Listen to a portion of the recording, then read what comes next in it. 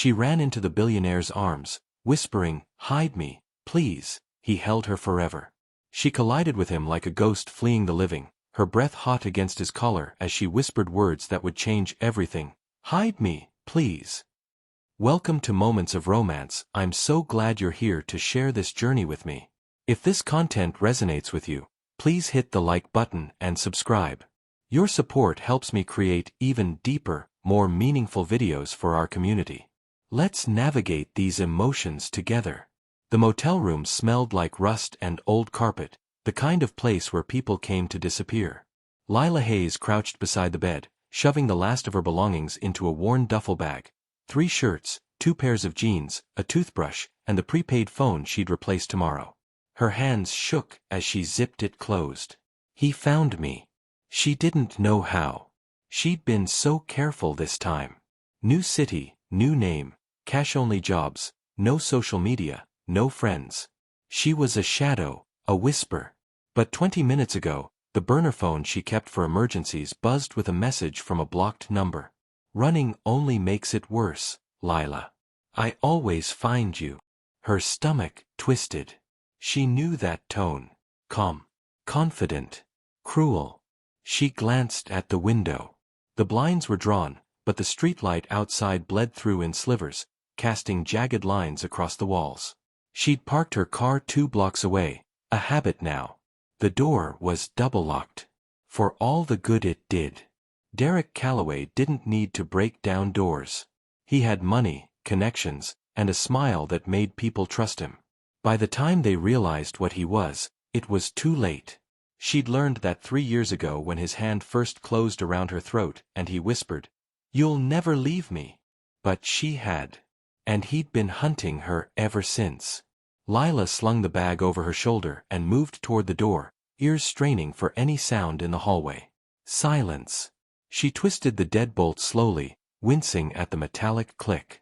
Her heartbeat was a drum in her ears. Just get to the car. Just keep moving. She slipped into the dim corridor, pulling the hood of her jacket over her dark hair. The motel stretched out in a long, narrow strip, peeling paint, flickering lights, numbered doors like little coffins. She walked fast but not too fast. At the stairwell, she paused. Voices. Male. Low. Coming from the lobby below. Her breath caught. She peered over the railing and saw 2 men in dark suits talking to the night clerk. One of them held up a phone, showing a picture. Her picture. No. She jerked back, pulse slamming. They were here. Right now. Lila spun and bolted up the stairs instead of down, taking them 2 at a time. The motel was only 3 stories, and the roof access was usually locked, but maybe. She hit the top floor and sprinted down the hallway. Emergency exit. She slammed into the door, and the alarm shrieked to life, a piercing wail that shattered the silence. No time. She burst onto the fire escape, the cold night air slapping her face. Below, she heard shouts. Footsteps pounding. Lila climbed down the rusted ladder, her bag thumping against her spine, and dropped into the alley. Her ankle twisted slightly on the landing, pain shooting up her leg, but she didn't stop. She ran. The streets were slick from earlier rain, reflecting neon signs and headlights. She cut through a parking lot, ducked behind a dumpster, listened. Sirens. No, just the distant hum of the city. She pulled out her phone, thought about calling. Who? She had no one. Then she saw it across the street, a flash of movement. One of the men, scanning the shadows. Her heart dropped. She turned and ran again, limping now, the pain in her ankle sharpening with every step. She had no plan, no destination. Just away. Always away. And then she saw the lights. A building ahead, grand and gleaming, spilling golden warmth onto the sidewalk. People in elegant dresses and tailored suits moved in and out beneath a canvas awning. Valets. Cameras. Security. A gala. Lila didn't think. She just moved. Meanwhile, across the city, 2 hours earlier, Nathaniel Cross stood in the center of the ballroom and felt nothing. Around him, the city's elite swirled in a carefully choreographed dance of wealth and influence. Crystal chandeliers cast soft light over silk gowns and diamond earrings. A string quartet played something classical and forgettable. Champagne flutes clinked. Laughter echoed, sharp and performative. He'd donated $500,000 to be here tonight. Charity for underserved youth, the invitation said. A good cause. The kind of thing his PR team insisted he attend. Mr. Cross, wonderful to see you. Nathaniel turned. A woman in a red dress, someone's wife, someone's assistant, he couldn't remember. He shook her hand, smiled the smile he'd perfected over a decade of boardrooms and galas. Likewise, he said smoothly. She said something about his latest acquisition, a tech startup in Seattle. He nodded at the right moments. She moved on, satisfied. Nathaniel exhaled slowly and took a sip of his scotch. It was top shelf, smooth. He felt nothing. 42 years old. Self-made billionaire. CEO of Cross Industries, an empire built on real estate, tech investments, and relentless discipline. The man who turned a childhood of poverty and violence into a fortress of success. And he was profoundly, crushingly alone.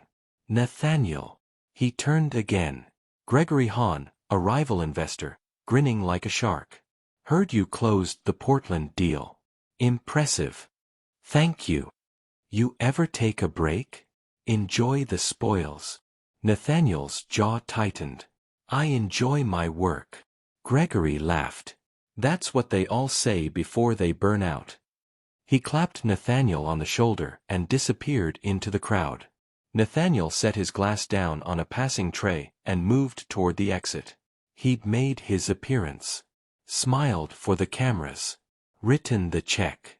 That was enough. The ballroom opened onto a wide marble corridor lined with art, abstract paintings, sculptures, the kind of thing rich people pretended to understand. It was quieter here. He welcomed it. He pulled out his phone, scanning emails. Nothing urgent. Nothing that mattered. He thought, not for the first time, about the penthouse waiting for him. 15,000 square feet. Floor-to-ceiling windows overlooking the city. Empty except for him. This is what you wanted, he reminded himself. Control. Independence. No one to answer to. And it was true. He'd built his life to ensure he'd never be powerless again. Never trapped. Never hurt. But somewhere along the way, he'd stopped feeling anything at all. He was about to call his driver when he heard it, a sound that didn't belong. Running footsteps. Fast. Desperate. Nathaniel looked up just as she crashed into him. Have you ever run from something, or someone, you thought you'd never escape? Drop a comment below. Sometimes the hardest part isn't the running, it's daring to stop. She hit him like a storm. One moment Nathaniel was alone in the corridor, the marble stretching empty and silent before him. The next, a force collided with his chest, small, desperate, trembling. His arms came up instinctively, catching her before she fell. The phone slipped from his hand, clattering to the floor. She gasped, her fingers clutching the lapels of his tuxedo. Nathaniel looked down. A woman. Young, mid-20s maybe. Dark hair spilling out from beneath a hood, her face pale and slick with sweat. Her eyes, wide, terrified, searching, locked onto his. And then she whispered it. Hide me, please. 3 words. Barely audible. But they carved into him like a blade. Her breath was hot against his collar. Her whole body shook. She wasn't crying, there was no time for tears, but her desperation was so raw, so visceral, that Nathaniel felt it like a physical weight. He didn't know her. He didn't know what she was running from. But every instinct he'd buried under years of control and caution roared to life. Don't move, he said quietly. Her eyes widened, a flicker of hope cutting through the fear. She nodded, just barely. Nathaniel shifted his stance, turning slightly so that his body blocked her from view. He was tall, 6'3", and broad-shouldered. She was small enough that when she pressed herself against him, she nearly disappeared. He heard them before he saw them. Footsteps. 2 sets. Heavy, purposeful. Nathaniel's jaw tightened. He didn't turn. Didn't look. Just kept his gaze forward, his posture casual, as if he were simply standing in a hallway, waiting for nothing in particular. 2 men rounded the corner. They wore dark suits, too sharp for security, too cold for guests. One was older, salt and pepper hair, a scar above his left eyebrow. The other younger, clean-cut, with the flat expression of someone used to following orders. They slowed when they saw Nathaniel. The older one's eyes swept the corridor, once, twice, then landed on Nathaniel. "Evening," the man said. His voice was smooth, practiced. "Sorry to bother you. We're looking for someone. A woman. Dark hair, small build. You see anyone come through here?" Nathaniel met his gaze without blinking. "No." The man's smile didn't reach his eyes. "You sure? She might have been in a hurry. Upset." "I'm sure." Silence stretched between them. The younger man shifted his weight, eyes narrowing slightly. Nathaniel didn't move. Didn't flinch. He'd faced down corporate sharks, hostile boards, men who tried to intimidate him with money or threats. These 2 didn't scare him. But the woman pressed against his chest was shaking harder now. He could feel her heartbeat, rapid, erratic, through the thin fabric of her jacket. The older man studied Nathaniel for a long moment, as if weighing whether to push further. Then he nodded slowly. "Our mistake. Enjoy your evening." They turned and walked back the way they'd come, their footsteps echoing down the corridor until they faded into silence. Nathaniel didn't move. Not yet. He counted to 30 in his head. Then he glanced down. She was still pressed against him, her fingers twisted so tightly in his jacket that her knuckles were white. Her eyes were squeezed shut, her breathing shallow and uneven. "They're gone," he said quietly. She didn't let go. "Hey." His voice softened, though he wasn't sure why. "They're gone. You're safe." Slowly, her eyes opened. For a moment, she just stared up at him, as if she couldn't quite believe he was real. Then, all at once, she released him and stumbled back a step, her hands shaking as she pushed the hood off her head. She looked wrecked. Beautiful in a worn, fragile way, like something that had been broken and badly mended. Her eyes were dark, rimmed with exhaustion. A bruise, faint and yellowing, shadowed her left cheekbone. "I'm sorry," she whispered. "I'm so sorry. I didn't know where else to." "Who were they?" She flinched at the directness of the question. She glanced toward the corridor where the men had disappeared, then back at him. "People I can't outrun." Nathaniel bent and picked up his phone, slipping it into his pocket.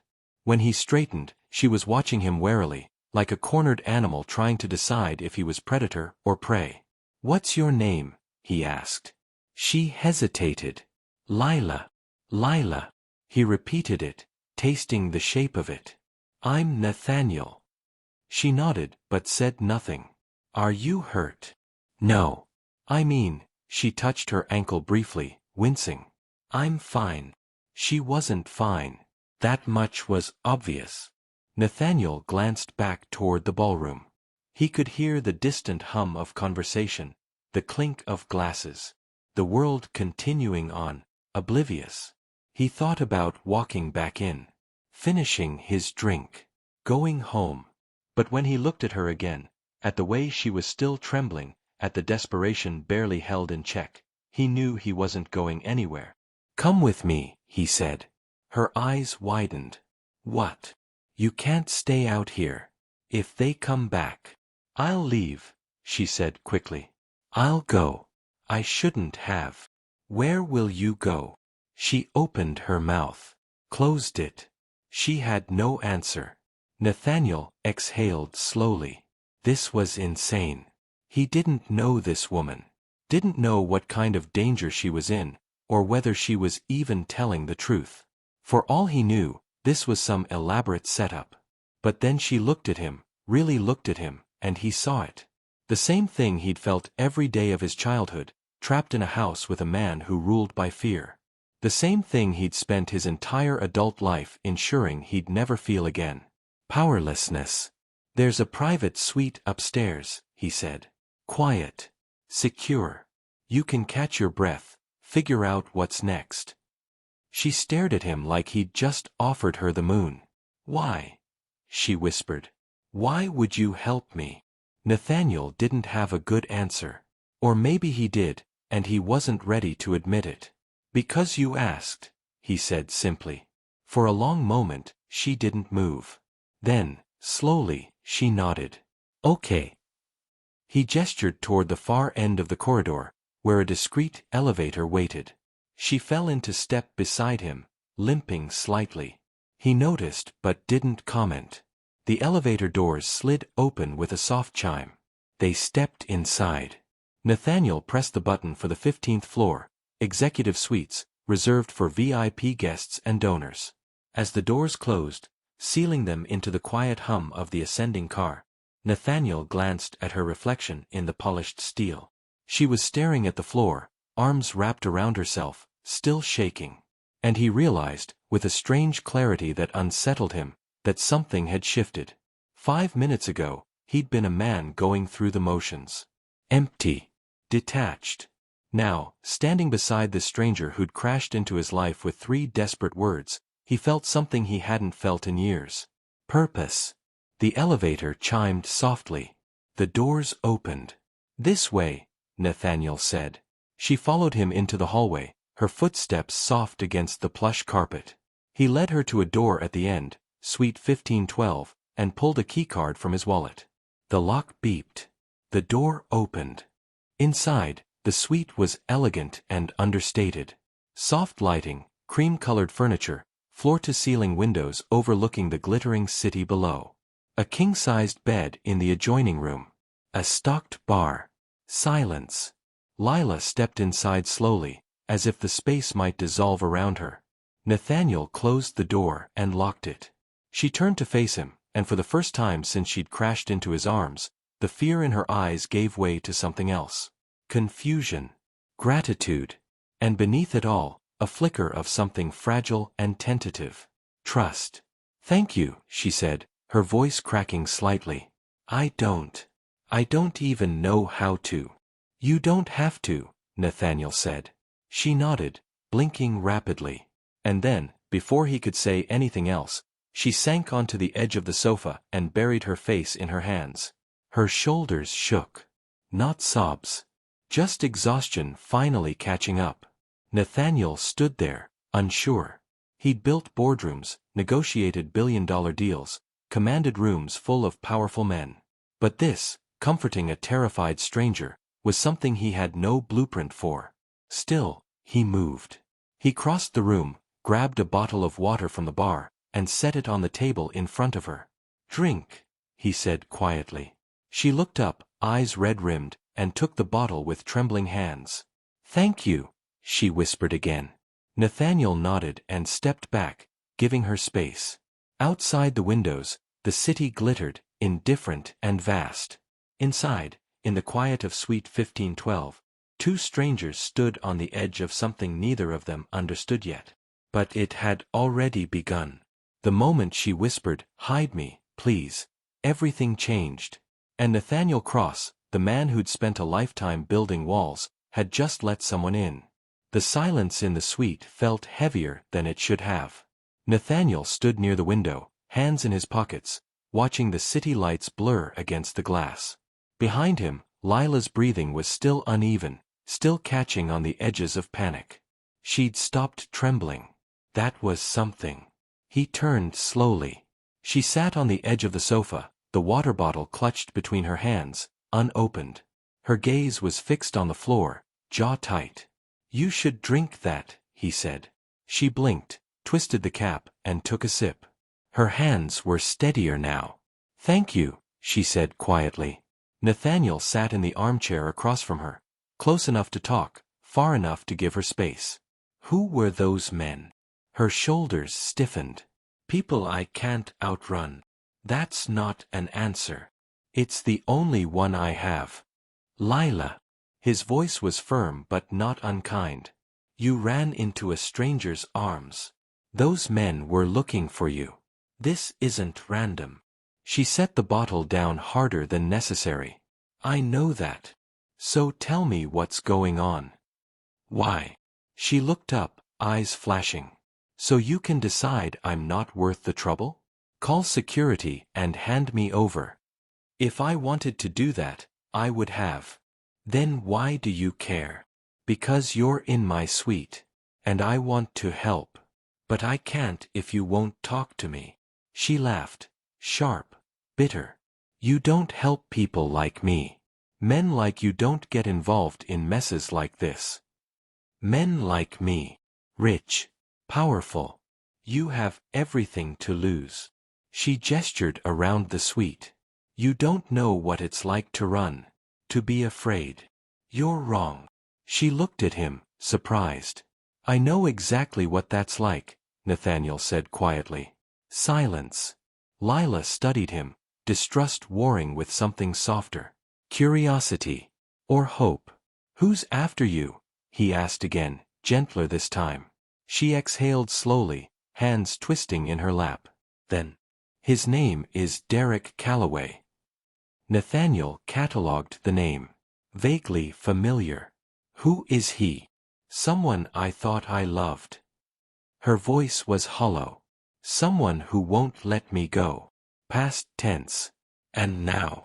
I left him 3 years ago. Disappeared. I thought if I stayed gone, he'd move on. But he didn't. Her voice cracked. He finds me. Every time. I change my name, my city. It doesn't matter. Nathaniel's hands curled into fists. What does he want? Me. He wants to own me. That's what he does. Collects things. Art, cars, people. She laughed bitterly. I was stupid enough to think I was different. You weren't stupid. You trusted someone. That's human. It almost got me killed. The words hung in the air. Nathaniel's chest tightened. Did he hurt you? She didn't answer. But her hand drifted unconsciously to her ribs, fingers pressing lightly against old wounds. His voice went cold. Where is he now? I don't know. But those men work for him. He has money, connections. She swallowed hard. He told me once that I belonged to him. That if I ever left, he'd make sure I regretted it. And you left anyway. I didn't have a choice. Staying would have killed me. Maybe not all at once, but piece by piece. Nathaniel understood that. Why didn't you go to the police? She laughed, hollow, defeated. You think I didn't try? His family has ties everywhere. The one time I filed a report, it disappeared. 2 days later, I got a photo of me leaving the station. His text said, "Nice try." Nathaniel's jaw clenched. So you've been running. Alone. For 3 years. Yes. The weight of that settled between them. He leaned forward. You said he always finds you. How? I don't know. I'm careful. Cash only, no social media, I move constantly. But somehow, he always knows. Nathaniel's mind worked through possibilities. Tracking software. Informants. Financial records. Do you have your phone? She pulled out a cheap flip phone. Burner. I replace it every few weeks. Good. Your car. I don't have one. Anything you've kept from before? She hesitated, reached into her jacket and pulled out a small silver bracelet, delicate, with a tiny bird charm. My mom gave it to me before she died. It's all I have left of her. Nathaniel's expression softened. Does Derek know about it? Yes. Then you need to get rid of it. Her eyes widened. What? No. If he knows it matters, he'll use it to track you. GPS tracker, RFID chip. It's the one constant. He's counting on that. She looked down at the bracelet, hand closing around it protectively. It's all I have. I know. His voice was quiet but firm. But keeping it might be what's getting you caught. She stared at it, throat working. Then slowly, she set it on the table. Her hand lingered. Nathaniel reached out and gently covered her hand with his. I'll keep it safe. When this is over, I'll give it back. I promise. She looked up, searching his face for the lie. She didn't find one. Why are you doing this? She whispered. Because no one should have to run forever. Lila's eyes filled with tears. One slid down her cheek. Nathaniel stood, giving her space. You can stay here tonight. The suite is secure. In the morning, we'll figure out next steps.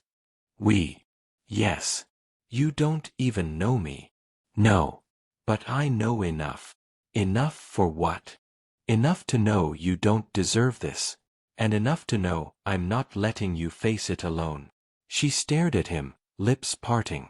For a moment, she looked like she wanted to argue. But she didn't.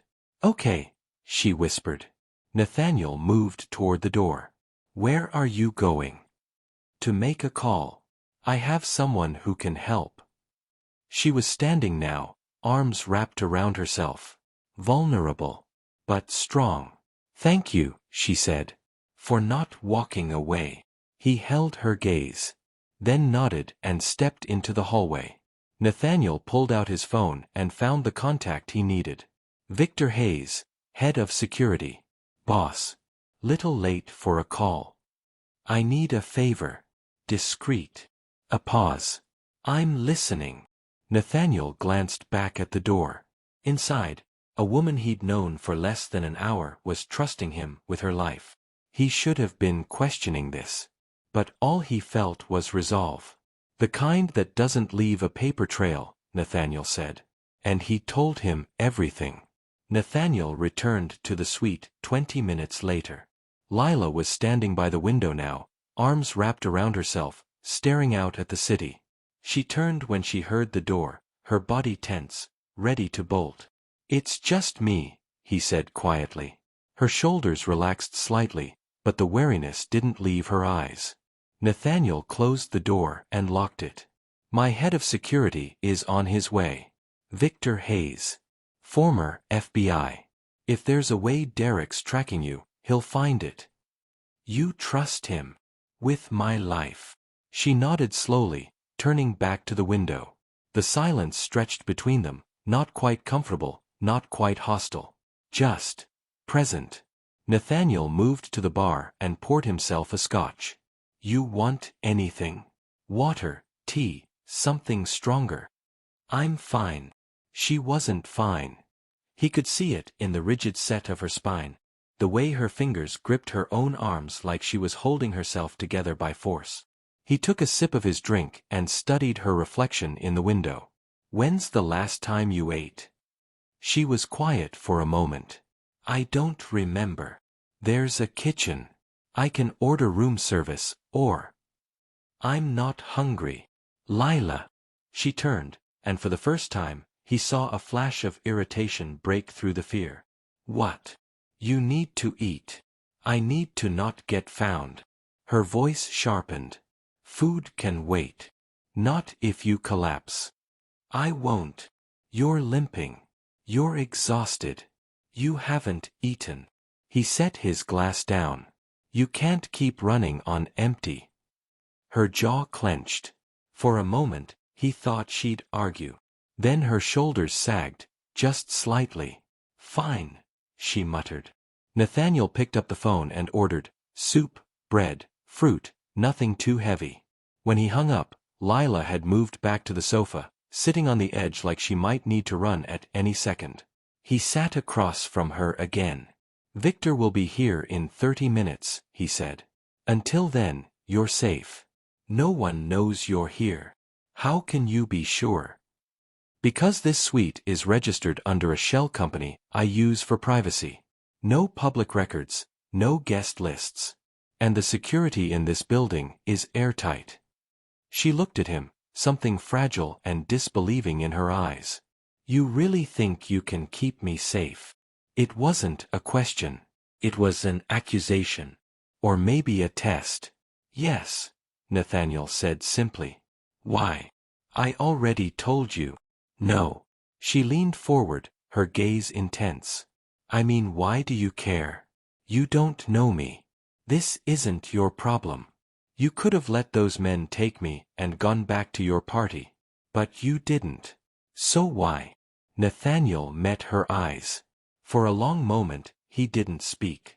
Then, my father used to beat my mother. Lila went still. Every night, it seemed like, he continued, his voice steady but cold. He'd come home drunk, angry about something, work, money, the weather, didn't matter. And he'd take it out on her. I'd hear it from my room. The shouting. The sounds of things breaking. Her crying. Lila's expression softened, pain flickering across her face. I was 10 the first time I tried to stop him, Nathaniel said. He put me through a wall. Told me if I ever interfered again, he'd kill her. So I didn't. I just listened. Every night. Powerless. Nathaniel. She finally left him when I was 16. Took me with her. We had nothing, lived in a shelter for months. But we were free. He paused. She died 2 years later. Cancer. But at least she died free. Lila's eyes glistened. So when you ask me why I care, Nathaniel said quietly, it's because I know what it's like to feel trapped. To feel like no one's coming. And I swore a long time ago that if I ever had the power to help someone escape that, I would. The words hung in the air between them. Lila wiped at her eyes quickly, looking away. I'm sorry. About your mother. Don't be. She fought for her freedom. Just like you're fighting for yours. She laughed, soft, broken. I don't feel like I'm fighting. I feel like I'm just surviving. Sometimes that's the same thing. She looked at him then, really looked at him, and something shifted. The walls she'd built, the ones that kept everyone at a distance, cracked, just a little. Thank you, she whispered. For telling me that. He nodded. A knock at the door startled them both. Nathaniel rose smoothly. Room service. He checked the peephole, then opened the door. A young attendant wheeled in a cart, set the covered plates on the table, and left with a polite nod. Nathaniel uncovered the dishes. Steam rose from a bowl of chicken soup, fresh bread on the side, sliced fruit arranged neatly. Lila stared at it like she didn't know what to do. Eat, Nathaniel said gently. She picked up the spoon, her hands still trembling slightly. She took a bite. Then, another. And suddenly, she was eating like she hadn't seen food in days. Maybe she hadn't. Nathaniel watched her, something warm and unfamiliar settling in his chest. When she finally slowed down, she set the spoon down and exhaled. That was really good. Feel better. A little. She hesitated. You're not eating. I'm fine. She tilted her head, studying him. You do that a lot. What? Take care of other people. Forget about yourself. Nathaniel's jaw tightened. I'm fine, he repeated. Right. She didn't sound convinced. Another knock. Sharper this time. Nathaniel rose and checked the peephole. A man in his 50s, sharp-eyed and solid, stood in the hallway. Victor. Nathaniel opened the door. Thanks for coming. Victor stepped inside, his gaze immediately sweeping the room before landing on Lila. His expression didn't change, but Nathaniel saw the assessment happening. Trained, efficient, professional. Victor Hayes, he said, extending a hand. Lila stood slowly and shook it. Lila. Nathaniel filled me in, Victor said. I'm going to need to sweep you for tracking devices. Phone, clothes, anything you're carrying.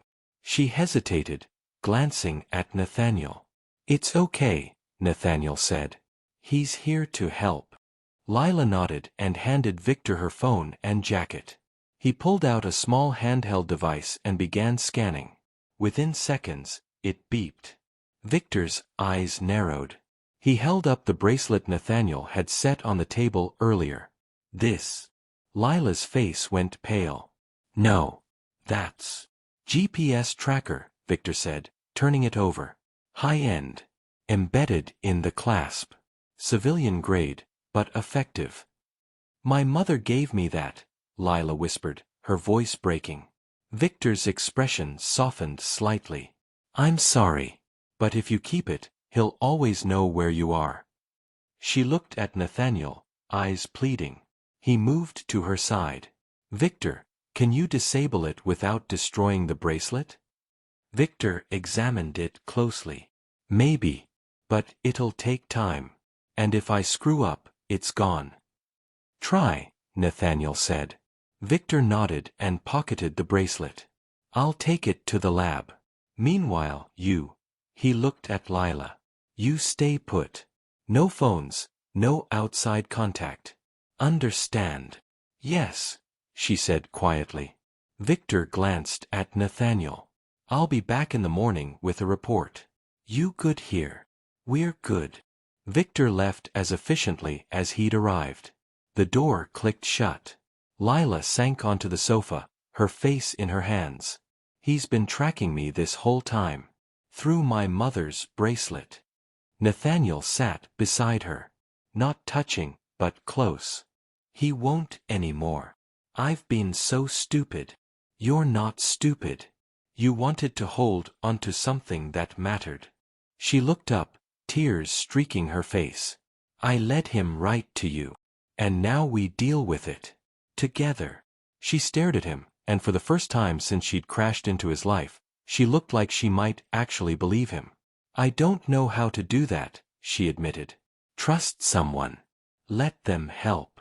Neither do I, Nathaniel said honestly. But I think we're going to figure it out. A fragile, tentative smile ghosted across her lips. Outside, the city hummed. Inside, two broken people sat side by side. And for the first time in a long time, neither of them felt completely alone. Nathaniel woke to the sound of screaming. He jolted upright from the armchair where he'd dozed off, his heart hammering. The suite was dark except for the dim glow of city lights filtering through the windows. Another sound, a choked gasp, sharp and panicked. Lila. He crossed the room in 3 strides and pushed open the bedroom door. She was tangled in the sheets, thrashing, her face twisted in terror even as she slept. No, please. I'll be good, I promise. Nathaniel's chest tightened. He moved to the bedside and placed a hand gently on her shoulder. Lila. Wake up. She jerked away violently, eyes flying open, wild and unseeing. It's me, he said quickly, stepping back, hands raised. It's Nathaniel. You're safe. For a moment, she just stared at him, chest heaving, disoriented. Then recognition flickered in her eyes, and she crumpled forward, burying her face in her hands. I'm sorry, she whispered. I'm sorry, I didn't mean to. You don't need to apologize. I woke you. I wasn't really sleeping. He sat carefully on the edge of the bed, keeping distance between them. Nightmare. She nodded, still not looking at him. You want to talk about it? No. Silence settled. Her breathing was still uneven, her hands trembling where they gripped the sheets. Nathaniel waited. After a long moment, she spoke, her voice barely above a whisper. It's always the same one. I'm back in his house. In the bedroom. And I'm trying to leave, but the door won't open. And he's coming up the stairs, and I can hear his footsteps, and I know. Her voice broke. I know what's going to happen, and I can't get out. Nathaniel's jaw clenched. How long were you with him? 2 years. But it felt like a lifetime. How did you meet? She laughed bitterly. A gallery opening. I was waitressing to pay for art school. He was there with clients. Charming, handsome, successful. He noticed my sketches in my bag during my break. Told me I had talent. Asked me to dinner. And you said yes. I was 22 and stupid. I thought he saw something in me no one else did. She wiped at her eyes. For the first 6 months, it was perfect. He was attentive, generous. He paid off my student loans, got me my own studio. I thought I was living a fairy tale. When did it change? Slowly. So slowly, I didn't notice until it was too late. Her voice grew quieter. First, it was small things. He didn't like my friends, said they were using me. Didn't like me going out without him. Then he started checking my phone, my emails. Showing up at the studio, unannounced. Nathaniel had seen this pattern before. Control disguised as care. I told myself he was just protective, Lila continued. That it meant he loved me. But then one night, I came home late from a gallery event. He was waiting. Asked where I'd been, who I'd talked to. I told him the truth, but he didn't believe me. She stopped, her throat working. What did he do? Nathaniel asked quietly. He grabbed my wrist. Squeezed until I thought it would break. Told me I was lying. That I was ungrateful. That everything I had was because of him. Her voice cracked. Then he let go and apologized. Cried. Said he loved me too much, that he was afraid of losing me. And I forgave him. It wasn't your fault. I stayed, Nathaniel. For another year and a half. It got worse. The yelling, the accusations, the control. He locked me in the house once for 3 days because I'd smiled at a waiter. He threw my paintings in the fireplace because he said I loved my art more than him. She looked up, tears streaming down her face. And I still stayed. Because I was afraid. Because he made me believe I was nothing without him. Nathaniel wanted to say something, anything, but the words felt inadequate. The night I left, Lila said, he came home drunk. Angrier than I'd ever seen him. I don't even remember what set him off. But he hit me. Hard. I fell, hit my head on the corner of the table. When I came to, he was crying again, begging me to forgive him, saying it would never happen again. But you knew it would, Nathaniel said. Yes. So I waited until he passed out. Packed one bag. And I ran. She wiped her face. I've been running ever since. The weight of her story hung in the air between them. Nathaniel spoke slowly, carefully. You're one of the bravest people I've ever met. She looked at him, startled. What? You survived. You got out. And you've kept fighting for 3 years, alone, with nothing. That's not weakness, Lila. That's strength. Fresh tears spilled over. I don't feel strong. I know. He shifted closer, still giving her space to pull away if she needed. But you are. She stared at him for a long moment. Then, tentatively, she reached out and took his hand. Her fingers were cold, trembling. But she held on. Tell me something, she said quietly. About you. Something real. Nathaniel hesitated. He wasn't used to this, to sharing, to being vulnerable. But she'd just laid her pain bare. The least he could do was meet her halfway. After my mother died, he said, I had nothing. No money, no family, no plan. I worked 3 jobs, slept in my car sometimes. Clawed my way through business school on scholarships and spite. Spite. I wanted to prove that I was more than where I came from. That I could build something my father could never touch or destroy. He paused. I succeeded. Built an empire. Made more money than I know what to do with. But somewhere along the way, I forgot why I was doing it. What do you mean? I built walls, Nathaniel said. Around my life, my heart. Told myself it was strength, independence. But really, I was just alone. I convinced myself I didn't need anyone. That needing someone was weakness. Lila's thumb brushed over his knuckles. And now. He looked at her, this woman who'd crashed into his life with 3 desperate words and turned everything upside down. Now I think I was wrong, he said quietly. Something shifted between them. The air grew warmer, softer. Nathaniel. Yeah. Thank you. For listening. For not judging. There's nothing to judge. She smiled, small, fragile, but real. You say that like you mean it. I do. For a moment, they just sat there, hands entwined, the darkness around them feeling a little less heavy. Then Lila yawned, exhaustion finally catching up. You should sleep, Nathaniel said. Will you stay? Just until I fall asleep. He nodded. I'll stay. She settled back against the pillows, still holding his hand. Within minutes, her breathing evened out. Nathaniel watched her sleep, peaceful now, the fear smoothed from her face. And he made a silent promise. Derek Calloway won't touch you again. Not while I'm here. He stayed until dawn crept through the windows, painting the room in shades of gold. And for the first time in years, Nathaniel Cross didn't feel alone. 3 days passed. Victor had been thorough. The bracelet's tracker was disabled and safely stored. He'd also swept Nathaniel's penthouse, where Lila now stayed, and found it clean. No bugs, no tails, no signs of Derek's men. For the first time in 3 years, Lila wasn't running. She stood in Nathaniel's kitchen now, barefoot, wearing one of his old Columbia t-shirts that hung to her knees.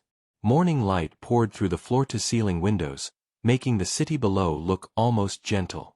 She'd made coffee. It was terrible, too strong, slightly bitter, but it was hers, and that felt like something. That smells lethal. She turned. Nathaniel stood in the doorway, hair still damp from his shower, dressed casually in dark jeans and a Henley.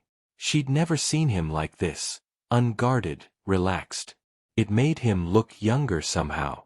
I may have used too many scoops, she admitted. May have. She laughed. Actually laughed. It surprised her how natural it felt. Nathaniel poured himself a cup anyway, took a sip and winced. Yeah, that's strong. I warned you. You did. He set the cup down. I'll order breakfast. Actual food. You don't have to keep feeding me. I want to. Something warm spread through her chest. She looked away, suddenly shy. Over the past 3 days, they'd fallen into an unexpected rhythm. Nathaniel worked from home, taking calls in his office while Lila explored the penthouse like a cautious cat. They ate meals together, takeout mostly, since neither of them could cook. They talked. About small things at first, books, movies, the city outside. Then deeper things. Dreams deferred. Scars carried. The weight of loneliness. And slowly, carefully, something fragile began to grow between them. I found your library yesterday, Lila said, pouring herself more of the terrible coffee. You have first editions of Steinbeck, Hemingway, Fitzgerald. Investments, mostly. Liar. Half of them have dog-eared pages. Nathaniel's lips quirked. Guilty. Which is your favorite? He thought for a moment. East of Eden. You. The Bell Jar. Though I haven't read it in years. Why not? She traced the rim of her mug. It hit too close to home for a while. Feeling trapped, suffocated. I couldn't separate the story from my life. Nathaniel moved closer, leaning against the counter beside her. And now I think I could read it again. See it differently. Because you're not trapped anymore. She looked up at him. No, I'm not. Their eyes held. The air shifted, charged, tender. Nathaniel cleared his throat. I ordered you something. It arrived yesterday.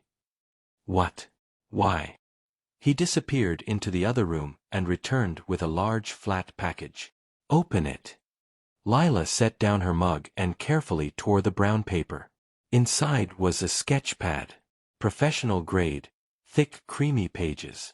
Beside it, a set of charcoal pencils, the expensive kind, the one she used to dream about in art school. Her breath caught. Nathaniel. You mentioned you used to draw. I thought maybe you'd want to start again. Tears pricked her eyes. She ran her fingers over the cover of the pad, overwhelmed.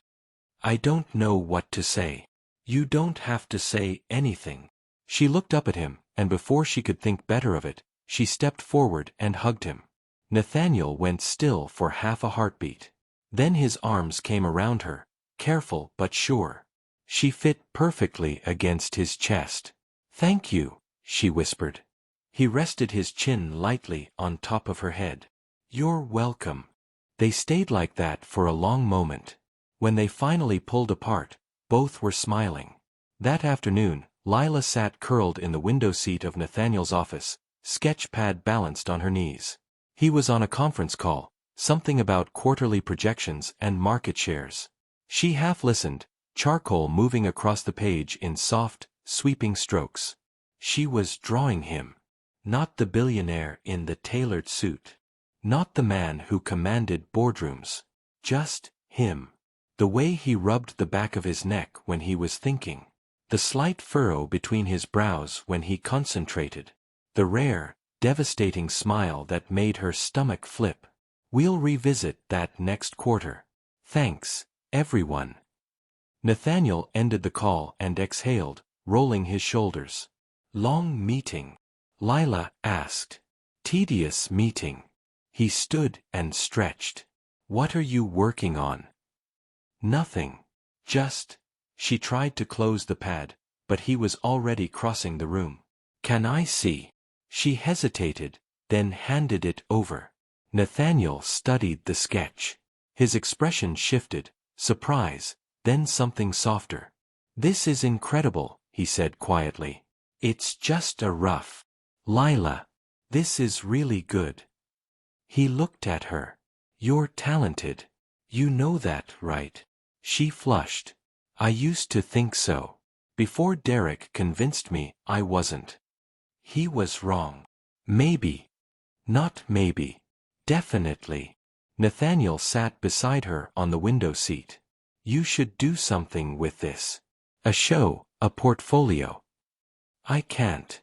I'm still hiding, remember? His jaw tightened. Not for much longer. You can't know that. Yes, I can. His voice was steel wrapped in velvet. Victor's building a case. We're gathering evidence, restraining orders Derek violated, witness statements, financial records. We're going to bury him legally. Permanently. Hope and fear warred in her chest. And if it doesn't work? It will. But if it doesn't? Nathaniel took her hand. Then we'll find another way. But you're not running anymore, Lila. You're not alone in this.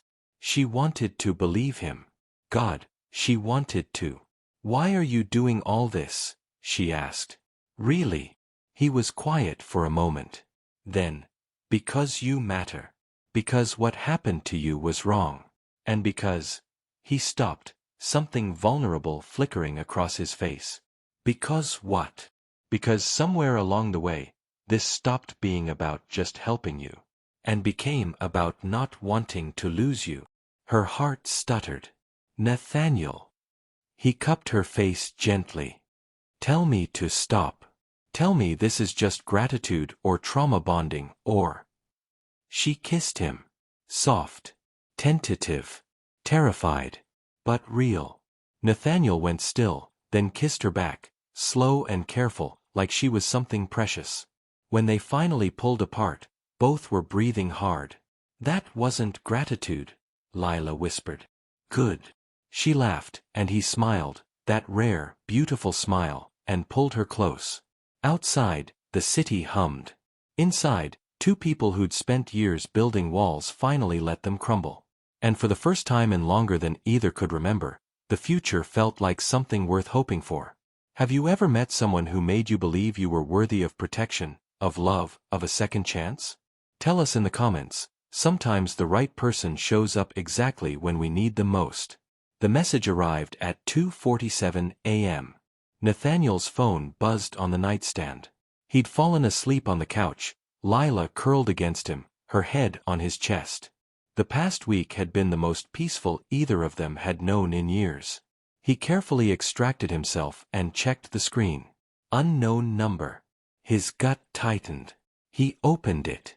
The first image was surveillance footage, time-stamped, high resolution. Him and Lila entering his building 4 days ago. Another of them on his balcony yesterday morning, coffee cups in hand, her laughing at something he'd said. Then a message. "She's cost you enough already, Mr. Cross. Imagine what the board will think when they learn you're harboring a fugitive. Or what the SEC will find when they audit the shell companies you've been using. Send her back, and this all goes away. You have 24 hours. Nathaniel's blood ran cold. A second message followed immediately. "Tell her Derek says hello." His hand clenched around the phone. He looked back at Lila, still sleeping peacefully, finally safe. Or so he'd thought. Morning came too bright. Lila woke to find Nathaniel already dressed, pacing near the windows, phone pressed to his ear. His voice was clipped, controlled, but she'd learned to read the tension in his shoulders. Something was wrong. She sat up. "Nathaniel."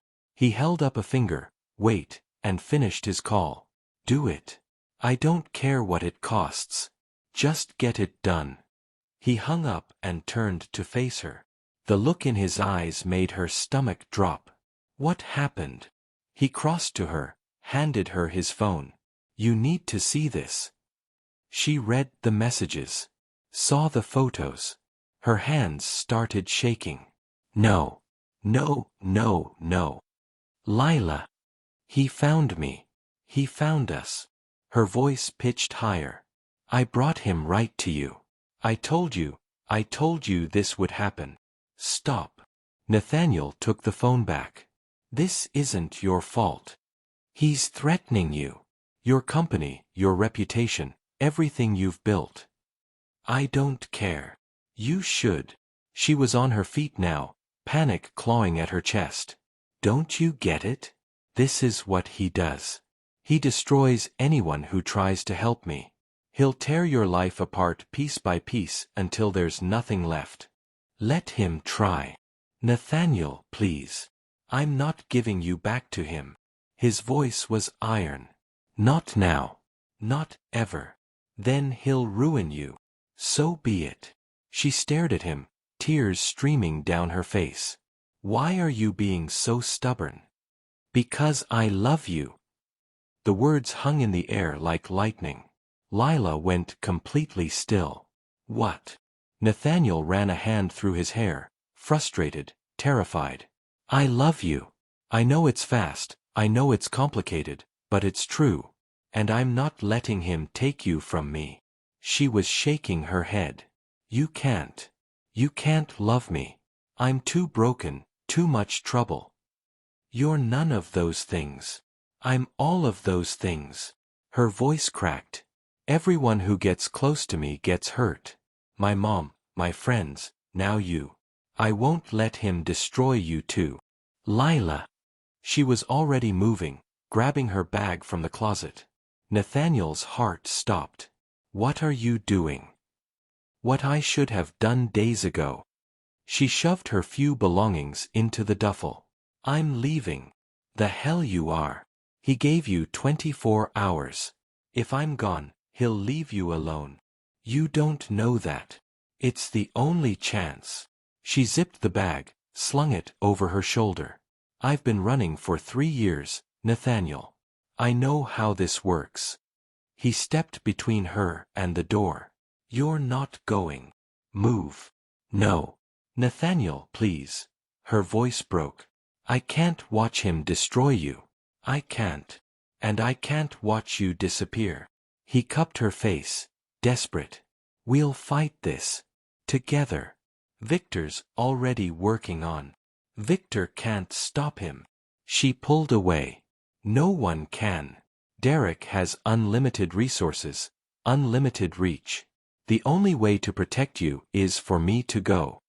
"That's not protection. That's surrender. Maybe surrender is all I have left." The words hit him like a physical blow. Lila was crying now, full sobs she couldn't control. I thought I could stop running. I thought maybe, finally, I could have something good. But I was wrong. This is my life. Running is all I know. That's fear talking. No. It's reality. She wiped her eyes roughly. You gave me something beautiful, Nathaniel. A week where I felt safe, wanted, loved. But it was never going to last. We both knew that. I didn't. Well, you should have. She moved toward the door again. This time, he let her pass. She stopped at the threshold, hand on the frame, not looking back. I'm sorry, she whispered, for bringing this into your life. For making you care. You deserve better than this. Lila. Goodbye, Nathaniel. She walked out. The door clicked shut behind her. Nathaniel stood frozen, his world collapsing around him. Then he lunged for the door, yanked it open. Lila. But the hallway was empty. She was gone. Nathaniel called Victor immediately. She left. What? Derek sent threats. She bolted. His voice was ragged. Where is she? Give me a second. The sound of typing. Elevator just reached the lobby. She's heading for the street. Stop her. Nathaniel. I don't care what it takes. Don't let her leave that building. More typing. A pause. Security just lost visual. She went out the service entrance. Nathaniel's fist slammed into the wall. Find her. I'll try, but... Find her, Victor. He hung up and stood there, breathing hard, staring at the empty penthouse. The sketch pad she'd been using sat on the window seat. He walked over, picked it up. The last drawing was of him. Smiling. Beneath it, in her handwriting. Thank you for teaching me what safety feels like. I'm sorry I couldn't stay. L. His vision blurred. For the first time since his mother died, Nathaniel Cross broke. Lila sat on a bench at the bus station, her duffel bag at her feet, and felt nothing. The ticket to Portland was tucked in her jacket pocket. The bus left in 20 minutes. A new city. A new name. A new life built on the ashes of the one she was leaving behind. Again. Around her, people moved with purpose, reunions, departures, the ordinary chaos of travel. She watched them distantly, like observing fish in an aquarium. A woman hugged her daughter. An elderly man dozed against his luggage. A young couple argued quietly near the vending machines. Normal lives. Normal problems.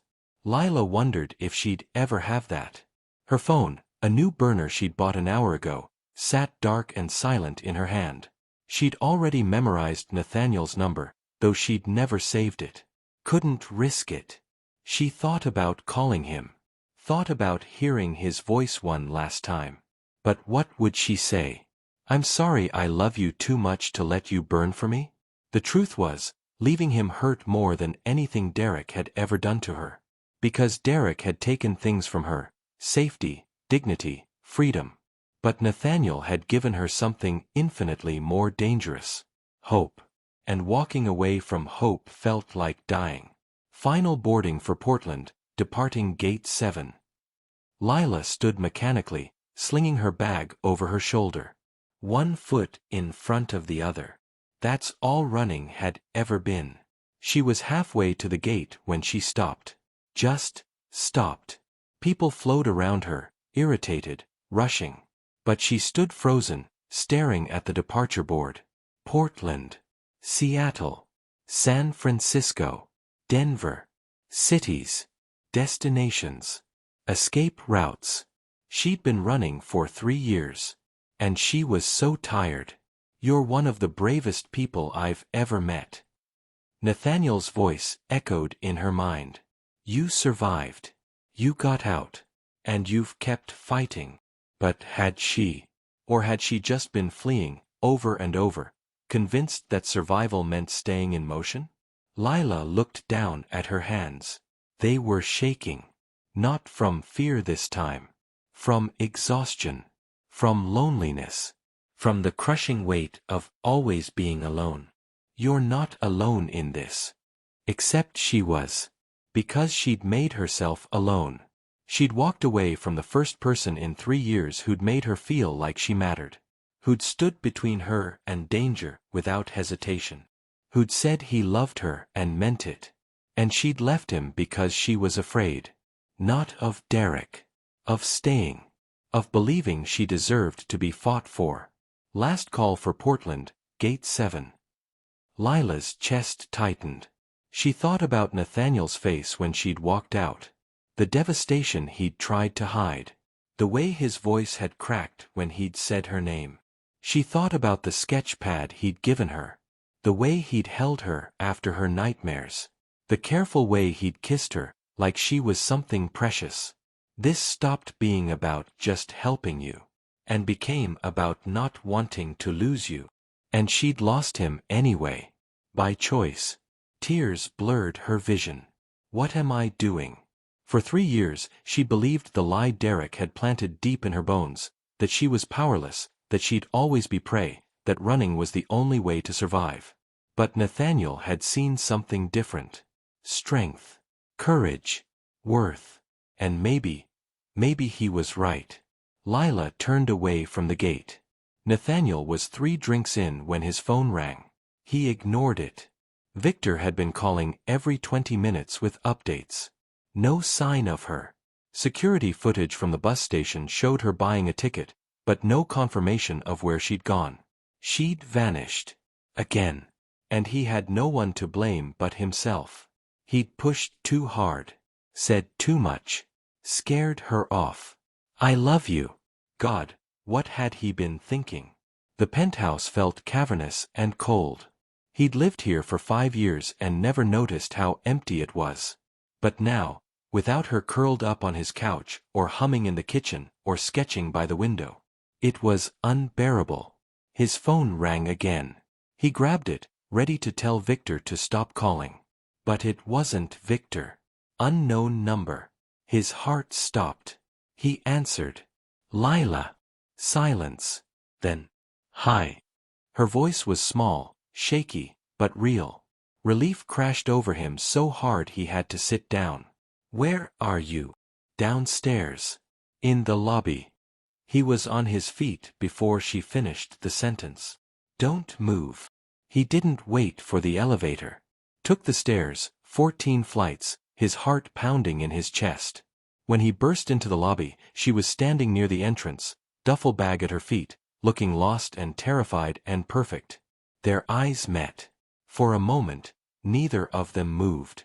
Then Nathaniel crossed the marble floor in long strides and pulled her into his arms. She collapsed against him, shaking, her hands fisting in his shirt. I'm sorry, she whispered. I'm so sorry. I was scared and stupid and... You came back. I couldn't get on the bus.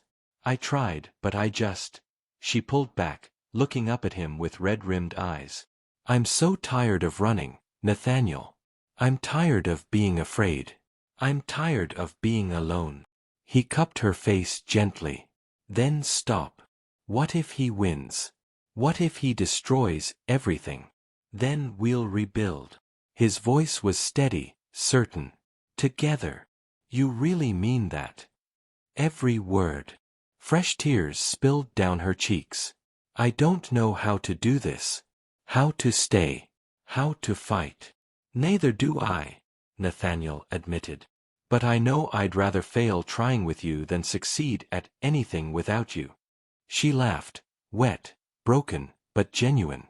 That's the most ridiculous thing you've ever said. Probably. I love you too, she whispered. I should have said it before. I love you, and it terrifies me. Good. He pressed his forehead to hers. We'll be terrified together. She kissed him then, desperate and grateful and full of all the things she couldn't say. When they finally pulled apart, Nathaniel took her hand. Come on, he said. Let's go home. Home, she repeated softly, testing the word, tasting its shape. For the first time in 3 years, it didn't sound like a lie. They walked to the elevator together, fingers intertwined. And as the doors closed, sealing them in, Lila realized something. She'd spent so long running away. Maybe it was time to start running toward something instead. Toward him. Toward hope. Toward the terrifying, beautiful possibility of a future. Together. 2 weeks later, Lila stood in a courtroom and refused to look away. Derek Calloway sat 30 feet from her, flanked by his lawyers. Expensive suits, practiced expressions, the machinery of wealth and influence designed to intimidate. But she didn't flinch. Nathaniel sat directly behind her in the gallery, a silent pillar of strength. Victor was beside him, along with the team of attorneys Nathaniel had assembled. The best money could buy, armed with evidence that had taken weeks to compile. Restraining orders Derek had violated across 3 states. Medical records documenting injuries Lila had sustained. Witness statements from other women he'd terrorized, women who'd finally found the courage to speak because Lila had spoken first. And the tracker.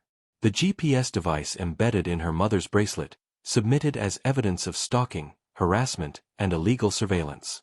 The judge, a sharp-eyed woman in her 60s, reviewed the files with meticulous care. Derek's lead attorney stood. "Your Honor, my client has been a model citizen. These allegations are based on the word of a woman with documented mental health struggles, a history of instability." Objection. Nathaniel's attorney rose smoothly. Counsel is attempting to discredit the victim rather than address the substantial evidence before this court. Sustained. The judge's gaze was ice. "Mr. Renner, stick to the facts." Derek's lawyer sat down, jaw tight. The judge looked at Lila. "Ms. Hayes, would you like to make a statement?" Lila's hands trembled in her lap. She'd prepared for this. Rehearsed it a dozen times with Nathaniel holding her hand, reminding her she was strong. But now, with Derek's eyes boring into her, cold, possessive, furious, every word felt like swallowing glass. She stood slowly. "Your Honor, for 3 years, I've lived in fear. I changed my name, my city, my entire life, trying to escape a man who believes he owns me, who tracked me, hunted me, terrorized me." Her voice wavered but didn't break. "I thought running was survival. But it wasn't living. It was just existing in the spaces between his finding me." She finally looked at Derek. He stared back, his expression unreadable. "You took everything from me," she said, her voice stronger now. "My sense of safety. My dreams. Years of my life. But you don't get to take my future. Not anymore." Derek's jaw clenched. "I'm not running anymore," Lila continued. "I'm standing right here, in front of everyone, and I'm saying what you did was wrong. What you are is wrong. And I'm not afraid of you anymore." It was a lie. She was terrified. But saying it out loud made it feel a little more true. She sat down.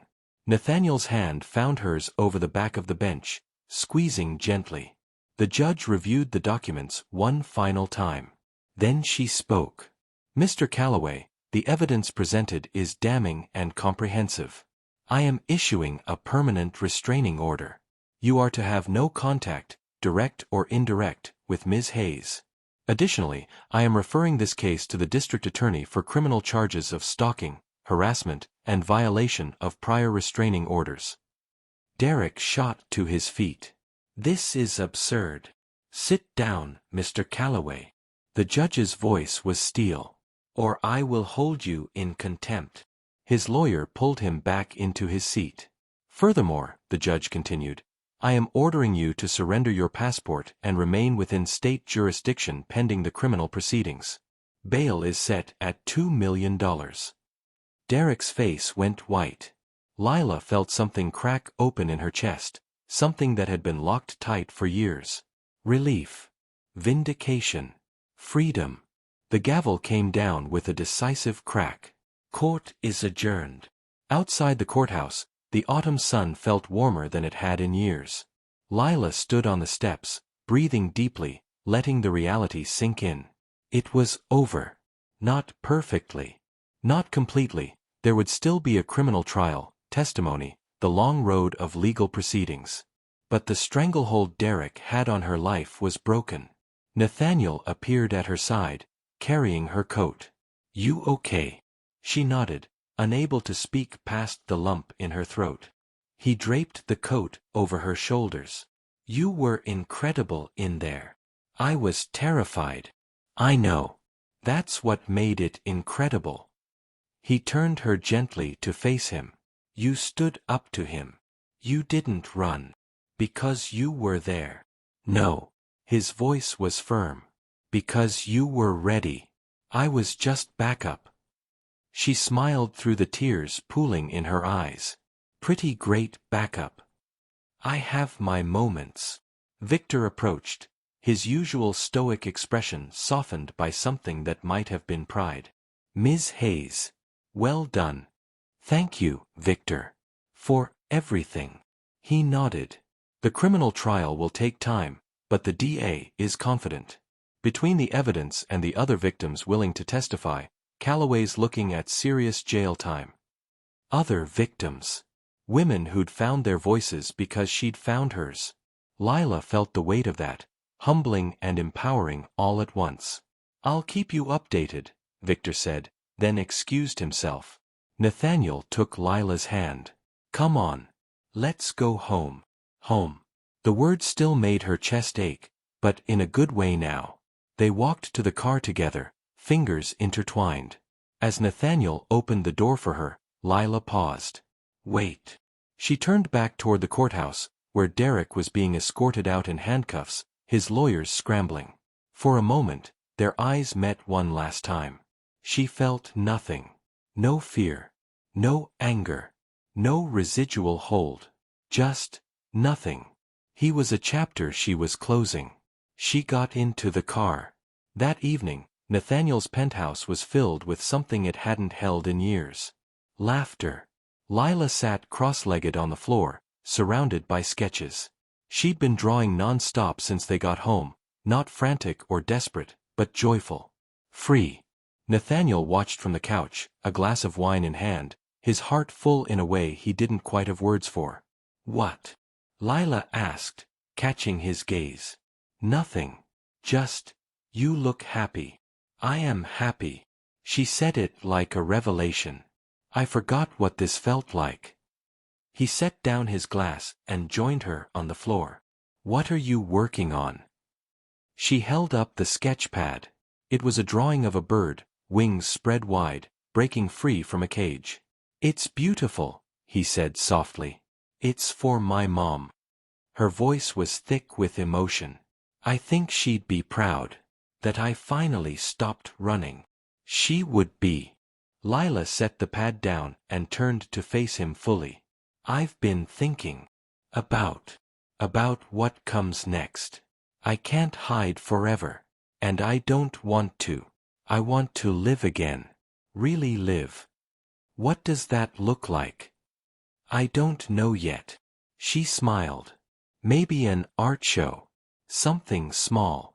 Maybe teaching classes. I want to create again. And I want to help other women like me, ones who think running is the only option." Nathaniel's chest swelled with pride. "That sounds perfect." "It sounds terrifying. The best things usually are." She laughed and leaned against him, her head on his shoulder. "Thank you. For not giving up on me. For fighting for me when I couldn't fight for myself." "You don't need to thank me." "Yes, I do." She looked up at him, her eyes shining. "You gave me my life back, Nathaniel. You gave me hope." He kissed her forehead gently. "You gave me something, too." "What?" "A reason to feel again."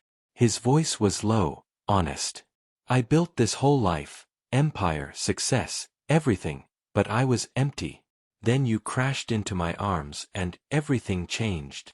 I did literally crash into you. Best collision of my life."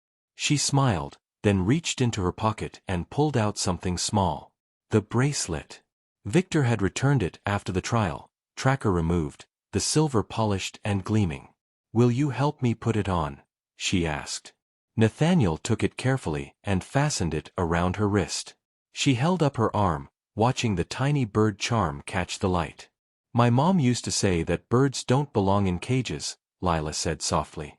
That they're meant to fly, even if it's scary. Even if they don't know where they're going. She sounds like a wise woman. She was. Lila turned to him. I think I'm ready to fly now. Yeah. Yeah. She kissed him, slow, sweet, full of promise. With you. If you'll have me. Nathaniel pulled her close. Forever.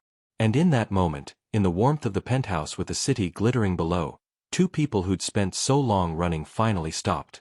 They'd found their sanctuary. Not in a place. In each other.